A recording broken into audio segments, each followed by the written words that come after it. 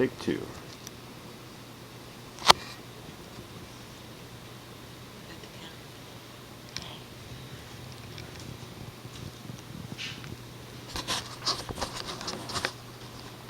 Hello everyone, today I will be talking about genetically modified foods.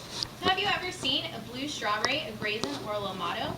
These fruits really do exist by being genetically engineered. Genetically modified organisms, or GMO, has been a sensitive topic in our nation due to the possible health concerns that have been brought to society's attention. Genetically modified fruits are not as rare as blue strawberries. They are also in many of our grocery stores. Do you know what is in the food you've been buying?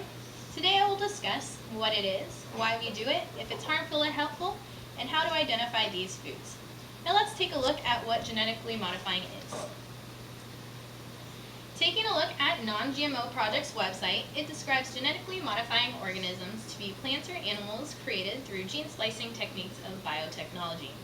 This results in altering the DNA of the specimen or merging DNA of two specimens. It creates crossbreeding or even new species that cannot occur in nature. So why must we create these foods? Genetically modifying foods could potentially be helpful to us as well as the plant itself.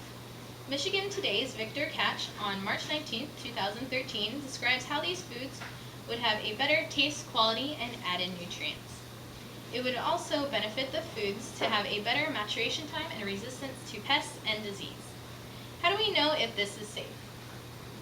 Deborah Whitman of the CSA website posted on April 2000 describing the advantages of genetically modified foods as well as the hazards and risks. Genetically modified foods have the ability to be cold and drought tolerant as well as have added nutrients. This could aid malnutrition in third world countries that have only limited crops. Also, crops would not need to use pesticides. Although there are many benefits, there are some major concerns. One concern has been brought to attention that new life-threatening allergies have been formed, another concern being that the process is costly and lengthy. So you may be asking, how do I know if I'm eating genetically modified foods?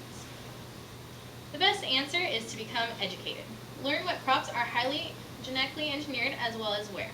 Don't be fooled if something seems healthy.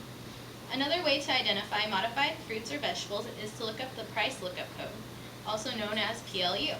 If it begins in a 9, then it is organic, but if it's an 8, then it is genetically engineered, according to Paula Fassa from Natural News on October 13, 2012. Genetically modified foods are becoming so common that it now affects everyone in today's society. Today I hope to inform you about the occurrence of genetically modified foods by explaining how we get them, why we should want them, the positives and negatives, and if we really know what we are buying. Genetically modified foods are more than just blue strawberries or giant raisins.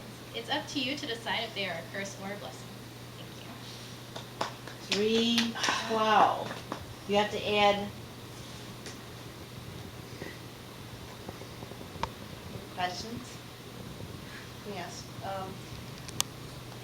Where do you find these from?